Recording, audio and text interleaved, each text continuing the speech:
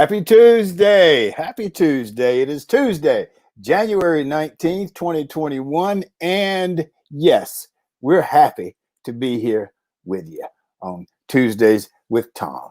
Tuesday with Thom, of course, is brought to you by our partners, the Best Girl Consulting Firm. Best Girl consults with utilities, higher ed institutions, associations, large nonprofits to customize solutions that support and help to build your bottom line. Okay, I'm hoping that your new year has gotten off to a good start. I hope the rest of your year goes even better. I know that there's a lot of stuff going on, but we can always focus on the positive or focus on what we can do to make that which is negative and turn that into a positive. We're still living with the COVID, and I know that we're all praying and hoping that we don't have to live with the COVID all year. There is also the possibility that we can get the needed shots of vaccine that can help to bring us out of this darkness, because it does seem like a darkness. The period we are entering, though, is predicted to be the worst period for infections and deaths ever. So let us all do what we can to be positive forces, wear your mask, social distance, and so on and so forth, and hopefully get the shot. There's a lot of noise surrounding the presidential election, but let me just remind everybody, the presidential election is over. It's done. Joe Biden and Kamala Harris won. They will be sworn in on Wednesday, January 20th, day before my birthday. Maybe that's a good sign. As happy as that makes some of us and as angry as it makes others, we should all be concerned about the new senator from Alabama, the football coach. When you can't answer the basic questions about our government, it makes me wonder at least why you would choose to voluntarily put yourself in the position of governing. Ego? You need the attention? Doesn't make sense to me. But I guess we will see as we go along. MLK Day was this week, every year for the last many years, ever since April 4th, 1968, at 6:01 p.m. when it was announced, when Martin Luther King was shot. At 7:05, it was announced that he was dead. For the last 20-some years, I've listened to an old cassette tape I have of two of Dr. King's sermons, my two favorites. One is The Drum Major Instinct, and the other one is I've Seen the Promised Land. And the Drum Major Instinct he did on February 4th, 1968, from the pulpit of the Ebenezer Baptist Church. The Drum Major Instinct's theme is one of leadership, but more importantly, it's servant leadership. It's a beautiful piece. He lifts and interprets from, as he describes it, the 10th chapter as recorded by St. Mark, beginning with the 35th verse. And he summarizes that sermon with, he talks about greatness, and he summarizes that sermon. And I have to show you that this is my Dr. King book, A Testament of Hope, the essential writings of Dr. Martin Luther King Jr. You can see all my little tabs in here where I have marked certain passages, certain speeches that I've actually had to perform over the years. He summarizes the Drum Major Instinct with everybody can be great because everybody can serve. It's my term to read loud. It is absolutely beautiful. The other sermon I listened to was I See the Promised Land, the speech he delivered in Memphis the night before he was assassinated, where he predicted his death. Reading Dr. King grounds me. He reminds me of the need for service and the power of our words. So 6 of my favorite Dr. King quotes. Number 1, returning hate for hate multiplies hate, adding deeper darkness to a night already devoid of stars. Darkness cannot drive out darkness. Only light can do that. Hate cannot drive out hate. Only love can do that. Hate multiplies hate. Violence multiplies violence, and toughness multiplies toughness in a descending spiral of destruction. Number 2, in the end, we will remember not the words of our enemies, but the silence of our friends. Number 3, we must learn to live together as brothers or perish together as fools. 4, the ultimate measure of a man, and this is one of my all-time favorites. It's actually on my office wall. The ultimate measure of a man is not where he stands in moments of comfort and convenience, but where he stands at times of inconvenience and uncertainty. Injustice anywhere is a threat to justice everywhere. And then finally, life's most persistent and urgent question is, what are you doing for others? Okay, well, let's get started with our guest. Barbara Wallace Edwards and Michael Walker are here, and our G list today is the author, Matt Crisci. I smile when I say that. He knows why I'm smiling, because we go back and we have a good, long-standing relationship. But let me introduce Barbara Wallace Edwards to you. Barbara, how are you today? Can't hear you.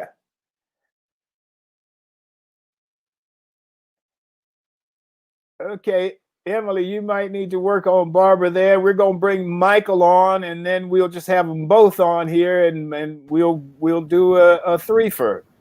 Michael Walker is the president of the Walker Agency, a full-service insurance brokerage. Michael, let me see if I can get Barbara right quick. Barbara, are you there? Okay, we're going to work on Barbara. Michael, how are you this morning, man? I'm doing well. Thom, how you doing today? I am doing very well. Excuse me 1 minute, Michael. So, Barbara, whenever you feel you're ready, whenever you feel ready, just interrupt us and we'll go from there. So, Michael, what's happening in your world, man? Well, Thom, as you know, we're coming into the inauguration week, and there's been a lot of talk about what the first few days of Biden presidency will be. And I'd like to just kind of give you an idea, and it'll draw a little contrast as to what we've been dealing with. You mentioned the coronavirus, and hopefully we can get through that. I'd like to let you know that according to The Hill, President-elect Joseph R. Biden will unveil a $450 billion plan to fight coronavirus. And of that, $20 billion is for vaccinations only.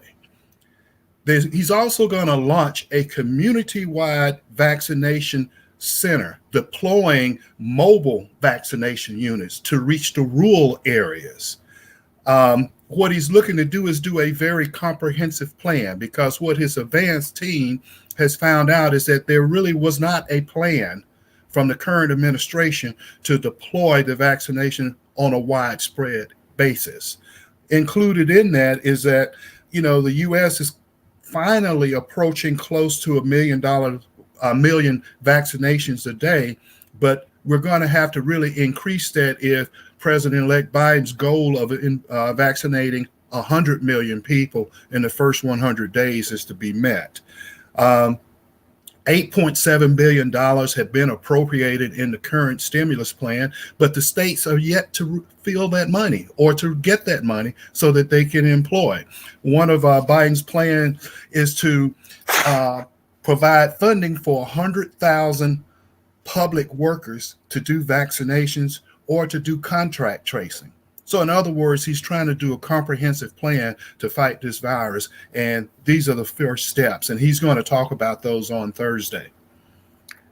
One of the things I thought was interesting, and you and I talked about this a little bit, is that Biden served in the Senate a long time, and there was this big to-do over who was going to win Georgia in terms of the Senate races, because they would control the Senate. But a lot of people kind of overlook the fact that these men have worked together for many, many, many years. Doesn't mean that they're not going to do what's best for their party, but it does mean that maybe they can get along and compromise. What I saw on the news before we got started on the show is that Biden is planning on going to a worship service tomorrow, and Mitch McConnell's going to go with him. Yes. It's interesting that you bring that up. Two comments there. The first is going back to the 80s.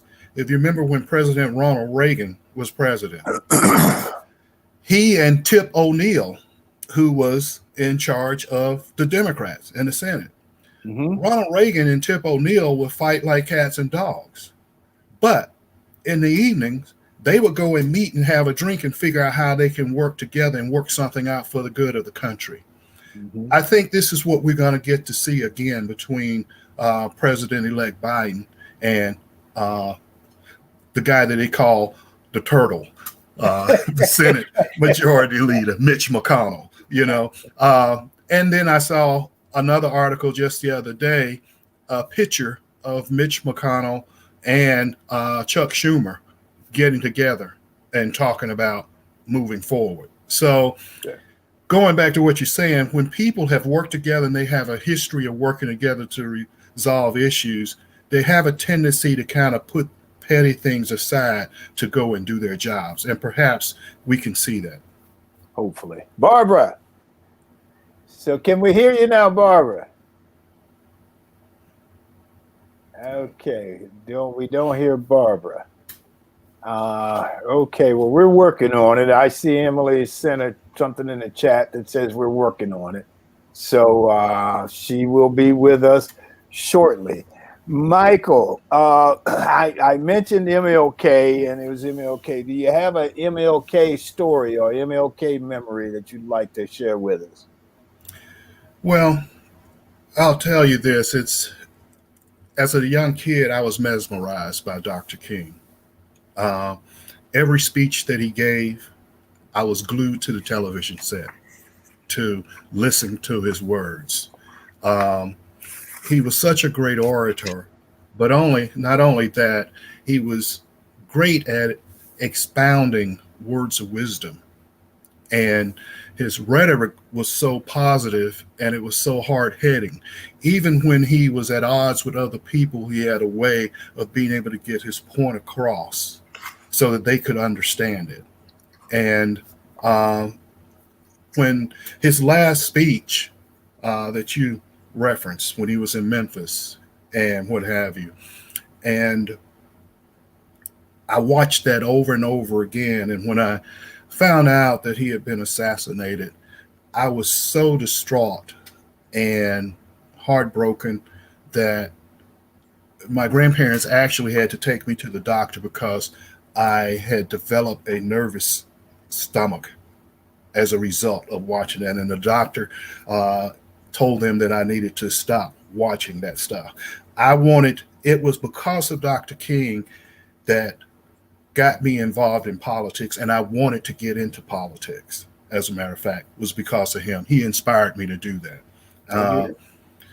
And the part that I didn't take it to the next level was the fact that I actually wanted to run for office and what have you. And my grandmother was like being overprotective, as my grandparents were. She was like, "No, you can't do that." And I was like, "Why not?" She said, "Because anybody that ever gets into politics and that are in favor for things for equal rights for black people, they always get assassinated or get killed." And she was alluding to, Robert Kennedy, John Kennedy, and all of those people. And she said, "You can't do that." Malcolm, yeah. Yeah. And I came close a couple times, but I always remembered her words saying, "Promise me you won't do that." So, I'm in the fringes. I'm still involved in politics. I'm just not in public office. I think we both had a very similar experience. I had several people ask me to run for something when I was living in Birmingham, and my mom was dead set against that, but she's like, "No." But I remember the night he was killed, and they say he was shot at 6:01 p.m. He died at 7:05. But I was trying to get home from football practice, and football practice was in a community way over here. The school I went to was in a community here. I had to go through downtown on the bus and then take a bus to my home. So it was 3 buses I had to take to get home. And man, when they announced that, and stuff broke out all over the country. It wasn't too bad in Birmingham, but I was just scared. I just wanted to get home. It was a scary, scary night. And I guess you figure if somebody could kill Dr. King, then they could kill anybody. And so, I understand your feelings that night because mine were very, very similar. We haven't been able to get Barbara on, so Michael, you got anything else? And if not, we'll go to our commercial. We'll go to Matt. Maybe Barbara we'll work on Barbara while the commercial's playing. But go ahead, Michael. Okay, well, just one thing I add is everyone knows all eyes were on Georgia for the last Senate races, the last two Senate races, and the Reverend Raphael Warnock beat incumbent Kelly Loeffler, and John Ossoff beat the senior senator David Perdue. And it was an interesting campaign and a lot of interesting dynamics, and there has been a lot of finger pointing, and I think rightfully so. The current president had a lot to do with the outcome of the election, spreading false narratives, drumming up the base of supporters that believed in their heart of hearts that the election was stolen, in spite of the fact that judges, a lot of them appointed by President Trump, found that there was no fraud. He attacked the incumbent governor at Georgia. He attacked the Secretary of State. The election manager came out and he said, and that was Gabriel Sterling, and he said, the one person that's to be held accountable or is at blame for Georgia losing 2 Senate seats on the Republican side is none other than President Trump. And I will say that some of the post-election analysis that I have read, there were a lot of Republicans that are termed moderate Republicans that said they did not like the way that Senator Loeffler and Senator Perdue would just come out and just follow everything that Trump says. Whatever Trump said, they would be in support of that. And then when he changed, they'd be in support of that. And they felt that was all just to cater to that base of radical Republicans, or what they call themselves as Trump-publicans now, which is another fraction within the Republican Party. And they felt like Raphael Warnock and John Ossoff, they ran very good campaigns where they appealed to the masses and wasn't so much focused on just one side of the party. So what I gather from that is that in many instances, Republicans get a bad rap for being anti-everything and in a certain way. But there were a lot of Republicans, especially in the suburbs, that crossed over and voted for both Warnock and Ossoff. Then you had the other Republicans that stayed home because Trump said the election had been stolen because he lost, not because other Republicans down ballot won. And interesting that night, which was very interesting. Yes.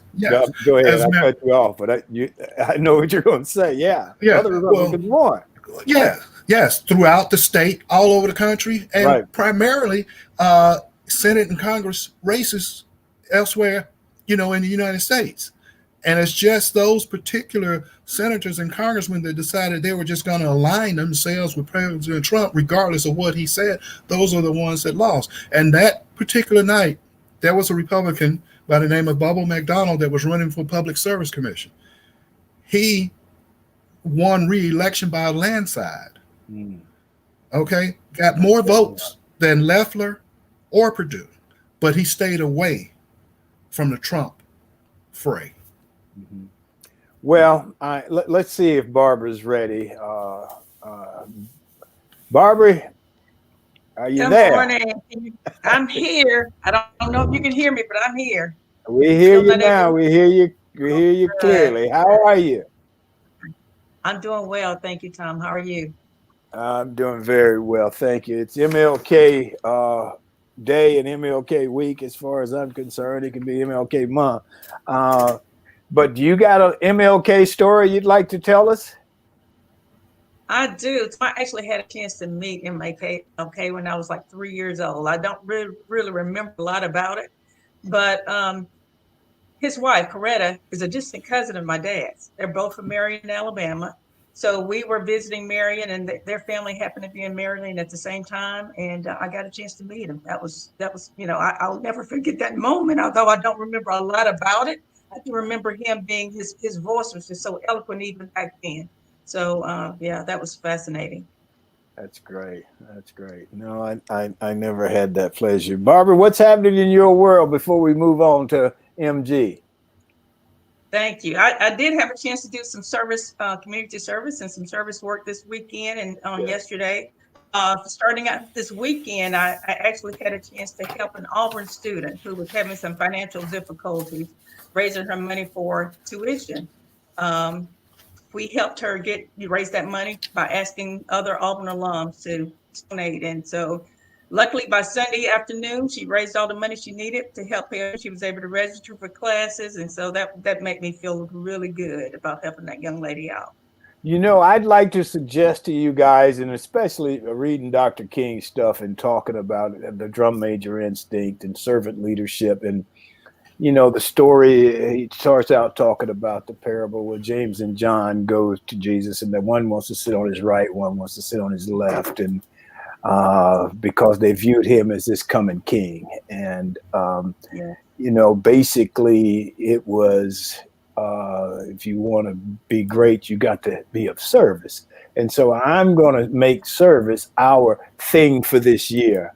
And so when we have stories like you just gave us, where somebody has been of service, or if there's somebody out there doing some wonderful things of service, I'm going to ask the audience to please get in touch with us and let us know. And we'd love to have them on and talk about the service that they're providing. Okay, perfect. Thank you. Okay. Michael, Barbara, you got anything else before we go to MJ? No, that's basically all, Tom. Okay, well, let's go to our Best Girl commercial first, and then we will be back. Today's show is sponsored by Best Girl, Inc. What is Best Girl? Best Girl is a consulting firm that provides customized leadership, access and inclusion, public relations, communications, and organizational consulting services. Our clients include Fortune 500 companies, utilities, higher education institutions, small businesses, and associations. We have a team of consultants led by Joyce Gilly-Gossam and Miss Emily Hedrick, and they partner with business and education business clients to promote organizational effectiveness and education, motivation, and leadership. Our customized consulting services include strategic planning, corporate communications, executive coaching, fundraising, and some economic development. Okay, well, now let's go to our G list, where everybody is a star. Remember, Hollywood has the A list, and here on Tuesdays with Thom, we have the G list. Hold on. Okay, we have the G list. Somebody was trying to call me. And today on the G list, we have Matt or MG Crisci. MG Crisci is a star. Just ask him. He'll tell you. How you doing, brother? Oh, it just couldn't be better. Enjoying the camaraderie of home. Actually, I enjoyed. You're getting a lot of that, huh? Oh man. Actually, I enjoyed listening to you guys talk before. You know, you, Barbara, and Michael. Yeah. Nice conversation. Okay. Let me just finish your introduction. Matt is a former Fortune 500 senior executive, an internationally recognized expert in consumer motivation and behavior, and a thought-provoking East-West social. And he has been a featured speaker at high-profile venues, including the United Nations, Voice of America, and consulates, embassies, museums, and cultural centers in the U.S., Russia, and in Ukraine. He went from a Madison Avenue C-level executive to be the author of 16 books, mostly based on true stories. And I can tell you, we worked together, I think it was around 2010, 2011, when he started writing his stories. And so that was, 10 years ago? Yeah. And he has now put out 16 books. Man, so tell me, what's happening with you now? And we'll get into your book. So tell me, you're working on something new now? Yeah, well, first of all, thank you very much for having me, and hopefully we'll get lighter today. I'm going to stay away from all of that stuff as much as I can. Having said that, yeah, I'm actually, the way I work is when I finish a book and I'm working on the next one, I got to decide topic, and I'm actually working on, for the first time in my life, on two things at the same time. One is called The Banker, because one of my niches is this thing where I've gotten into powerful and empowered women and their complicated lives. So The Banker's actually the story about the most powerful female banker in New York in the 80s.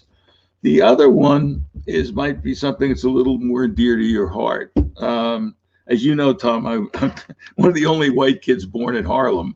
But, you know, one of the great things I've always said, and I'm not trying to be presumptive to the audience, is that color really doesn't matter. And it never mattered to me. And I've taught my kids that way. And one of the books is called J.L. and the Beak. And it's the story of the friendship of an ordinary kid who's white from one side of town meeting an ordinary kid who's black from the other side of town. It's in Stamford, Connecticut. And they became best friends, ultimately godfathers of each other's first child. And they stay in touch to this day. And they share, you know, and it's kind of like a whole different take on it. It's a very positive, but in there, the experiences of them growing up and what happened, you know, along the way to the kids. So that's called JL and the Beak. And the reason it's significant to me is JL is a little kid by the name of JL Baines, who went on to become the #1 punt returner in Division II and III football back in the 80s. And his friend was the Beak, and that's my son, Mark. He had a big nose, and so everybody called him the Beak. And so he was a great athlete, but they had posters of him called the Beak. We had a Beak at my high school, and we called him the Beak for the same reason. It's like, I hope he's not watching this because he won't like it. Well, you know, the funny thing in my case was when I heard about it, I was horrified. So we go to this basketball game, and he's a pretty good ball player too. So he's a captain of the team. And I didn't know what to expect. We walked in, and there were posters everywhere. Number 43, the Beak, we love you. And I realized for the first time as a father, God damn it, this 14-year-old kid had taken a negative and turned it into a tremendous positive. You know, he owns freaking hotels these days. He's a hotel. They still call him the Beak. They do. That's funny. That's funny. Jesus, So let me ask you about a couple of your books. Yeah, I'm just you've got 16. I mean, the beautiful covers or whatever. So I'm just going to pick one out, and the King of Violins. Tell me about the King of Violins. Okay, the King of Violins is see, my whole philosophy about books is I just like to do things that are kind of maybe a little obscure, a little bit of a twist off the norm. And they are not literary exercises, you know, where I polish and wordsmith every word. Like Jimmy Buffett said, one and done. And so I do have editors and all that stuff that, you know, work on the books. But anyway, the King of Violins is, in my later years, I started to get involved in joint ventures with people. People are always coming to me, oh, I've got a true story, it'd be great, yada, yada, yada. And you find half of them are terrible or totally insular to the person. So this guy tells me, I like, Chinese guy, you go, I like book, call sign White Dewey. I say, yeah, I'm trying to do my Chinese accent. And I said, why do you like that? He said, remind me of my father-in-law. Well, it turns out this guy's father-in-law is the most famous violinist in the history of the East European world. And his name is Ma Xiang. And Ma's story was never quite written. He was featured 10-page story on his leaving China.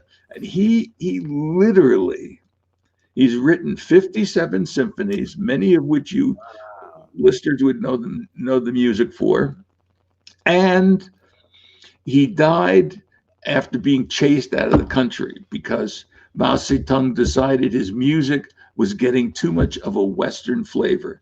They jailed him, they killed his mother, his brother, pushed one of his brothers out a window, and all those good things that you hear about that we never hear about, right? So I said to this guy, you know, if we're going to do this, it turns out he had letters and diaries and memories and pictures. So I said, if we're going to do this, we're going to do this right.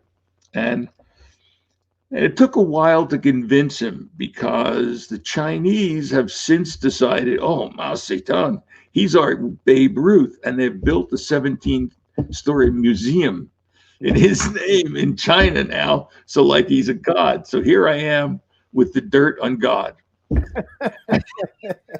Might not go over too well. So we did it, and the guy, PhD Ken Ching, is wonderful man, and he said, "I'm not going back to China." So, so we put it together, and I decided to put a twist on it. I got to know Ma Xiang so well from everything. I decided to write it in first person, Ma Xiang. So he's talking to you about his life and his doubts and his love of China and what happened and why he never went back. And so it was a great, for me, great experience. And to bore you real quick is inevitably everything I do has some topspin. So, I looked at Wikipedia and I said, Jesus, a lot of what's in Wikipedia is exactly the opposite of what really happened. He wound up having an affair. It's everything is whitewashed in the Wikipedia. So I have to assume, I hate to say this, but somebody on the government side helped work on the Wikipedia website, particularly given their investment in the museum. So I go, the book gets published. About 4 weeks after the first copies hit the bookshelves, there's tinkering around at my website. There's tinkering around on my Facebook page. And nobody can check where it's coming from. But given my experience with the Russians and the FBI on another set of books, this smells like it's the same thing happening, that they're kind of trying to check back and whatever. But it's a great, heartwarming book, and I'm glad you picked that one. Thank you. And you've written about Russia, 7 Days in Russia, Call Sign White Lily. I remember you telling me about that. But here's something I'd like to point out to everybody, because I want you to tell everybody where they can get your books. But let me just say this. Right now, you're in the top 5% of all Amazon authors. That's that's a heck of an accomplishment, man. That's great. And I remember when you were writing the first one. That's right. Down at Michael's house. That's right. Before we broke jail and moved to the hotel. That, ladies and gentlemen, is a whole story in itself. That's a story. That's another book. Yeah. I thought about that actually. Anyway, what I decided to do was, when I left marketing and advertising, and then you and I met in business, I was in the early stages of, I said, I'd like to leave something behind. I was listening to you guys all talk before, and it's just, I will not attempt to hurt anybody. I will always be good to people, but I'm not in your milieu when it comes to, the Martin Luther King. So I said, what can I do though? I've got this skill of writing, and I've written hundreds of commercials and whatever. And so I decided, I'm going to leave a few books behind, and that hopefully the purpose of the book is that it'll make somebody happy in some way and make the world a little better place. It was that simple. Somebody will learn something. Somebody will learn something. Maybe you'll pick up something along the way, including. There you go. Let me bring Michael and Barbara on, and they've got some questions for you. Michael Walker and Barbara Wallace Edwards and Matt Crisci. Barbara, you got questions for Matt? Yes, I do. Hey, Matt. your mic is working. I can read a little bit of what. Yes, finally. I had a chance to read a little bit of your book, Only in New York, and I tell you, the stories are fascinating. I can't wait to delve into a few more. But you talked a little bit about your how you start to write some of the books, but Only in New York. What kind of led you to that, and how did you pick which stories to include in that particular book? Yeah, well, what they say in the literary world is, if you write short stories, you're not a writer. So for 10 years, I assiduously avoided doing any kind of short stories, even though I'm kind of a walking Saturday Night Live skit, And so Uh, so I decided after 15 books, I had enough credentials and enough reader reviews and enough acceptance that the hell with it. I'll do one. It'll be a flop. So what I did was I just picked events in my life, starting chronologically. And it was amazing making a note of an event and then putting the pieces back together. And that was kind of the genesis of it. Then I decided I was going to be an illustrator along the way. And I created this rudimentary illustrator style to enhance it. And the basic message of the book, Barbara, is simple. You know what? We're all people. New Yorkers are unique in some of the ways they behave and they act. And so like let's try to enjoy each other. And so that's what that book was all about. 36 stories, real DNA of New Yorkers. It's funny you should mention it. The damn book keeps selling and selling. It came out on Amazon about a year ago. So the publisher asked me to do a second round. So I'm going to do Only in New York, Volume 2. Good. Yeah. That's great. Michael? And one other question. Oh, wait a minute. Let me go ahead. Go ahead, Barbara. I was just going to ask, from senior level executive to an author, how did you make that transition? What was the reason for transitioning to those two careers? It was very, very simple. I had cheated, lied, stole, and got beaten up enough in the political world that one day I said, when I finish this frickin' presidency, I'm out of here. I'm not coming back into advertising ever again. And that's it. And so it's somewhere along there I met Thom, and he said, well, you're not going to be a consultant all your life, are you? And I said, well, probably not. He said, so what the hell are you going to do? And I said, well, everybody's got this whole same thing. I've got a book in me somewhere. So that was me. I got a book in me somewhere. So Thom, with his great sense of humor, terrific, Matt, that's great, and and so I decided to write a book, and that's how it started. And that book was this thing here called Save the Last Dance. Wow.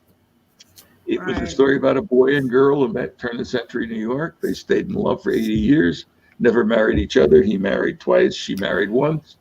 They were buried in the same cemetery next to each other. He went on to become the world's most popular accordionist in the 50s and 60s. And Fanny was his girlfriend, my mother. And it's the story of how they stayed in touch. Yeah, how they stayed in touch over all those years. And so since then, we've been everywhere, in terms of. Great. That's great. Yeah, but that was the beginning. That was when I said, That's an incredible story.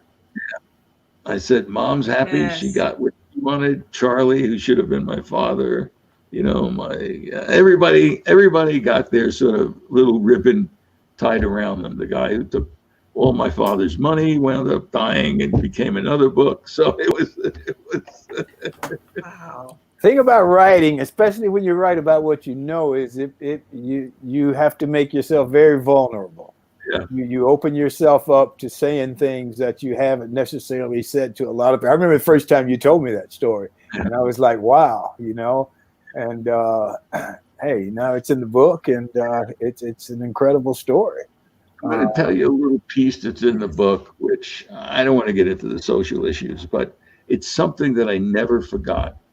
And it wound up in the book. And that is, in the early days, Italian American families, they get together around food and everything at Thanksgiving. And I had, between my father and his brother and my uncle, they were about as bigoted as anybody I have ever met in my life. And so they used to go through this ritual. And Thom, I hope if you want, stop me. I don't want to offend anybody. And they used to sit around after dinner and dump on people.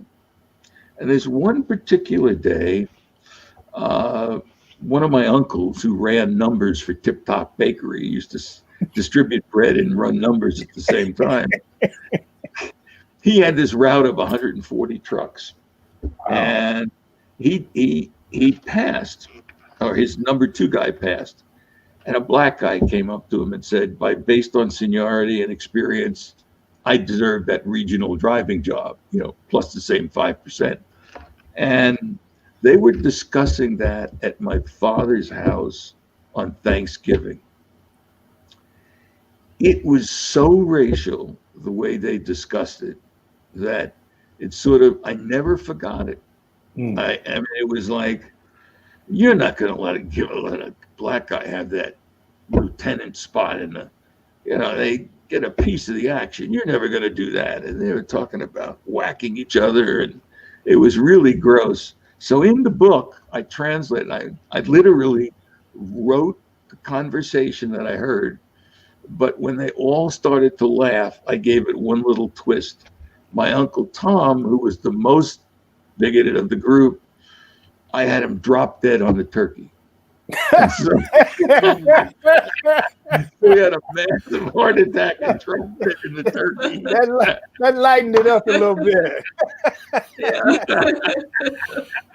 Let me get Michael in here. Michael, can you follow that? Well, I don't think so, and I'm not going to try.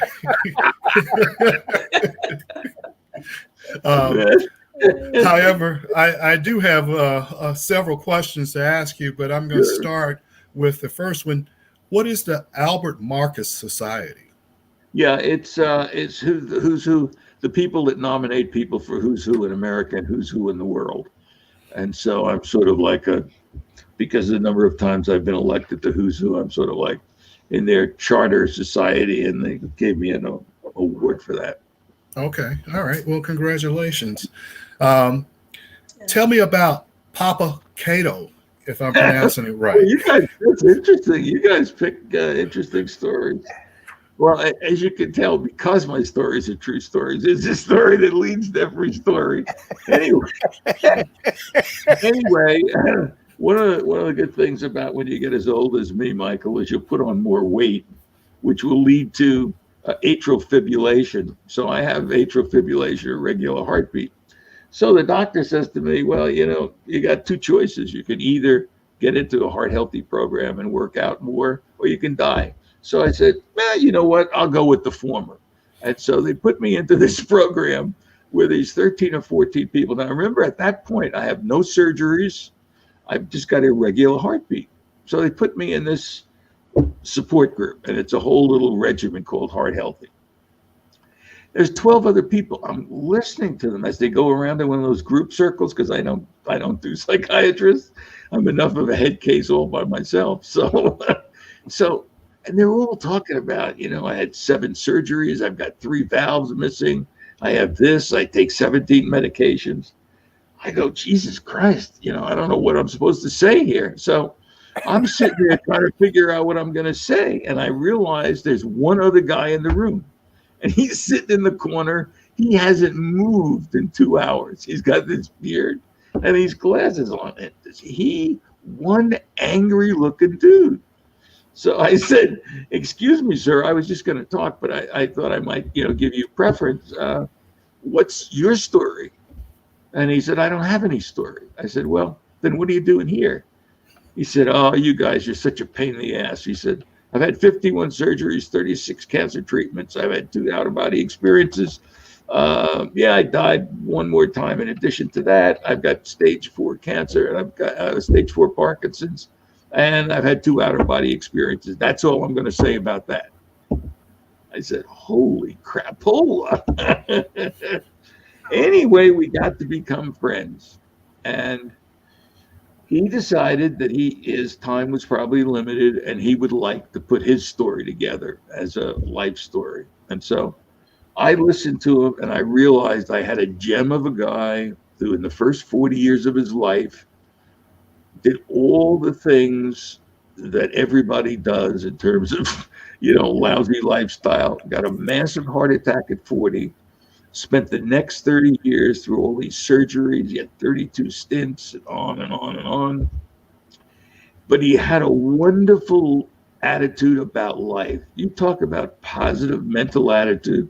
And he talked like Will Rogers. So, and it turned out he had pictures to support his life. So when he talked about his mother loved their pet monkey more than she did him, and guy produced a picture of his mother walking down the street with a pet monkey in Birmingham. I mean, what the hell? What Miss Rudolph was? Man, I learned about. I mean, he talked about the black-eyed pea pie his grandmother made and burning pecan trees to get the nuts and stuff. And so anyway, it became kind of a cult book. And holy mackerel, it's in about the third printing I get. There isn't a day goes by I don't get somebody that says, wow. And there's a heart-rendering little video on my website where he opens up by saying, he said, "My name's Arthur Mercado." And he said, "I'm not afraid of dying. I've been close so many times." And then he goes on to talk to you. So thanks for asking about that one. Okay. Michael, you said you had some other questions. Okay. Well, I'm going to ask this question. And I know you said you wanted to stay away from this, but I have the reputation of asking different questions on the show. So I have to ask you this. I noticed in your biography you deal with consumer motivation and behavior. Yeah. And if you had an opportunity to advise a soon-to-be ex-president on his behavior, what would you say about his behavior? Yeah, well, you got two things going on here. Number one is, unfortunately, for whatever combination of, we're all products of our personal existence. So all of his behavior is learned behavior. His hatred of certain people, his belief that if I talk louder than anybody in the room, everybody will be forced to listen. So a lot of those behavioral things come from him going through life, whether it's his brother was all that stuff. I don't really know. So the first part of it is you have to recognize that you could never change him. And so I've got a solution, which I'll tell you about in a second, but I just, you have to, forgive is the wrong word. You have to accept that he's a douchebag. And, as somebody said the other day, he came in with no class and he leaves with no class. So that's part of it. Okay. Now there's another part of it, which is the part that's really repulsive and probably terribly relevant with you.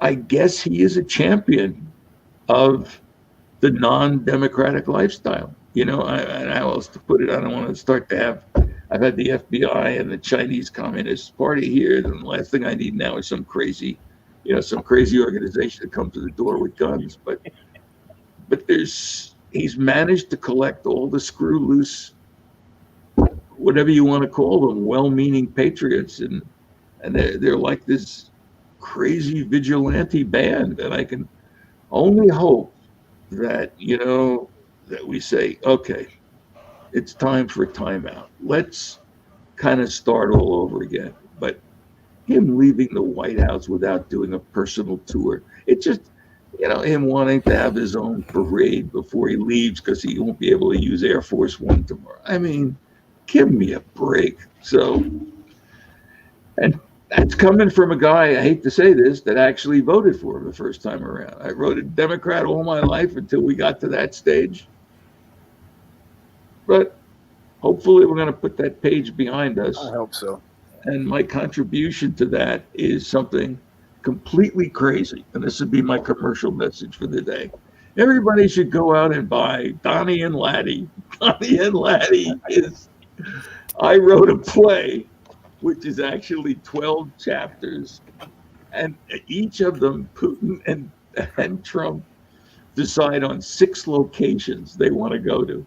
And they talk about their point of view. Now, again, you got to understand, I was in Russia so many times, I can almost repeat what their point of view on everything is. And so it's a hilarious political satire. Like in one scene, Donnie meets Laddie on his gold plane off an Alaska airport in Siberia, so they can talk about nuclear denuclearization over Papa John pizzas and stuff, and so it's just it's completely zany.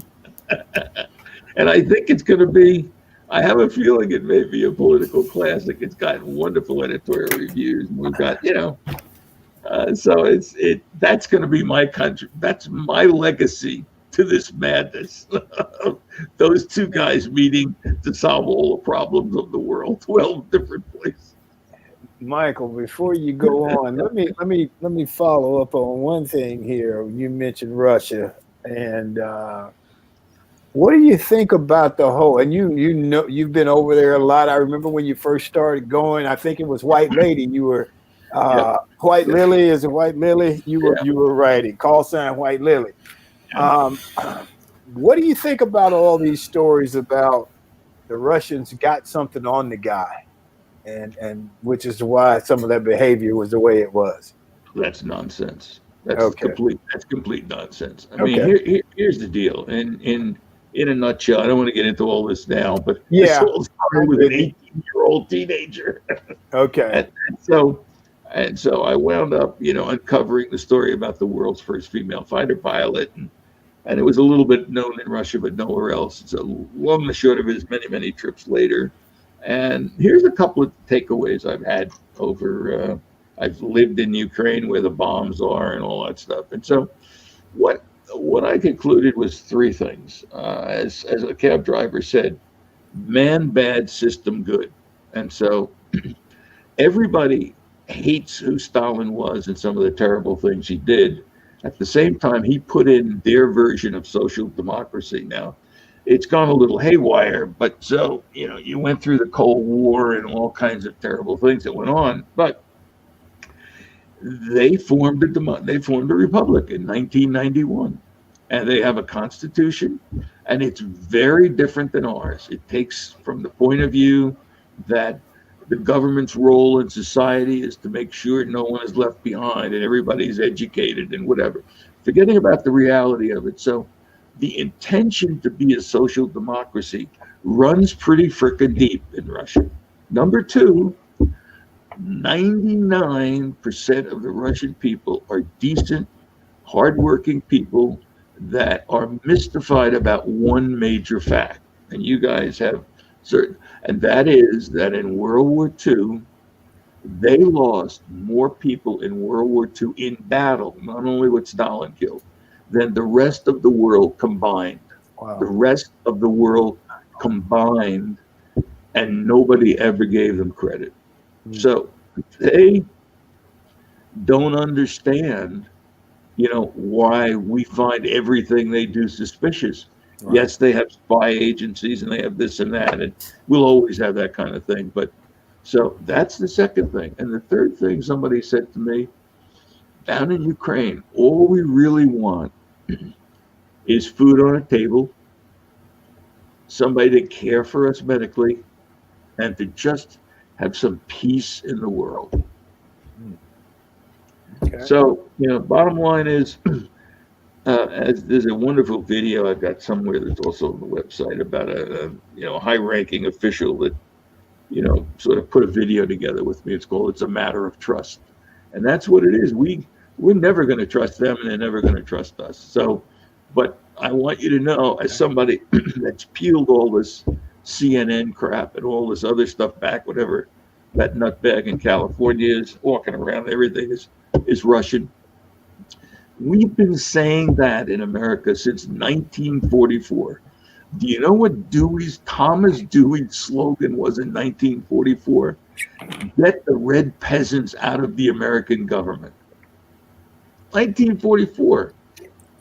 So just to bring it all full circle, just as I understand the causes that you deal with, and I have greatest respect for Martin Luther King, if some of that energy went into America and Russia cleaning up their act, and that doesn't mean that either one of us are all in the right or all in the wrong. As one general said when I was in the American consulate, I'll never forget this. He says, I'm in this room, a soundproof room, Guy says, I said, where am I exactly? Said, well, you're in a soundproof room. You know, we're having a conversation. And I said, oh, is there a lot of that bugging stuff going on over here inside the consulate? He goes, oh, man, it's in the walls. It's everywhere. And I said, well, do you guys take it? He said, yeah, but as soon as we take it, another piece appears somewhere else. He says, but it's okay. We do the same thing to them. And so, I don't know what to make of that story, except, you know, that's kind of like. Well, we got a few minutes left. Michael, you had another question? Well, my final question would be, given all the experiences you had in life and growing up and things that you've done, how did you become a senior executive of a Fortune 500 company? Dumb luck. When I first got out of school, I was selling insurance, and I went into some building and noticed a couple of guys that had been in advertising. And so I said, that sounds pretty good. I'm not going to sell insurance all my life. And so, you know, my wife and I had no money. We were just from, you know, really, really lower middle class backgrounds. Anyway, I just started sending letters and notes to the people in this one particular company called Young and Rubicon, which at the time was like the all blue blood, you know, perfect big Madison Avenue agency. And they kept, remember, this is before the computer, so they kept sending me away. So if I sent a letter to one person in human resource, the other one didn't matter. So I had about 8 interviews, and they all told me I was too stupid to go away. We just don't hire people from little schools. And so I kept at it, and then I get an appointment now with the head of human resources. And he says, all right, I now sort of cross-checked our records. You've been here 11 times. How do I get you to not come anymore? And I said, give me a job. So he gave me a job in the mailroom at $63 a week. I had a wife and a kid, and I survived and wound up becoming the youngest senior vice president of the place. But wow, that's a great, that's an American story there. Barbara, you got one final thing before we move on? This may be, it's a very open-ended question. I was going to ask, Matt, what's next? What's next in the next book coming out, or next thing your venture for you? Yeah, well, for sure by the end of the summer, Only in New York Volume 2 will be up and running, and the first story in there is Bill Murray's nasal douche. And it's the story of me meeting him on a plane and discussing comparing nasal douches. So it's only can happen in New York. Only in New York. And then I think there, Barbara, the last thing is I'm going to do The Banker, the story of the empowered female, power driver in New York in the 80s and kind of what happened. Okay. Well, let me close with a comment. Yesterday, I saw where a good friend of mine, we lost him. I consider him a mentor and a friend. Former University of Alabama at Birmingham president Charles A. McCallum passed. Scotty McCallum. Scotty became the 3rd president of UAB in 1987. He served until 1993. He also served the university as vice president for health affairs, dean of the School of Dentistry, chair of the Department of Oral Surgery, and later served 2 terms as mayor of Vestavia Hills, which is a small bedroom community next to Birmingham. I'm going to end it with a comment he made when he received the Lifetime Achievement Award from the Vulcan Park and Museum in 2018. And Scotty left us with, "There are many things that bring me joy," he said. "What I love doing is working with the people in this community who are so wonderful. I'm lucky that I came to Birmingham back in 1951. When you're making other people happy, I think that's so important. We're here because God put us here to make this a better world and a better place and to be kind to other human beings. It's a beautiful, beautiful challenge." Charles Scotty McCallum, a mentor and a friend. So that's our show for today. I want to thank the audience. I certainly want to thank Michael, Barbara, Emily, and Sean. And I thank my wonderful friend, a G-list guest, MG Crisci. Somebody who belongs on the G list, somebody who believes in giving service, doing for others, get in touch with us at Best Girl. That's our show. I want to thank our sponsor, Best Girl. If you're interested in having your business to be a sponsor of the show, get in touch with us at Thom at Best Girl. Thank Emily Hedrick, our producer. Thanks Sean, the organizer. That's a wrap. Enjoy yourself and make every day count. Stay safe. Peace.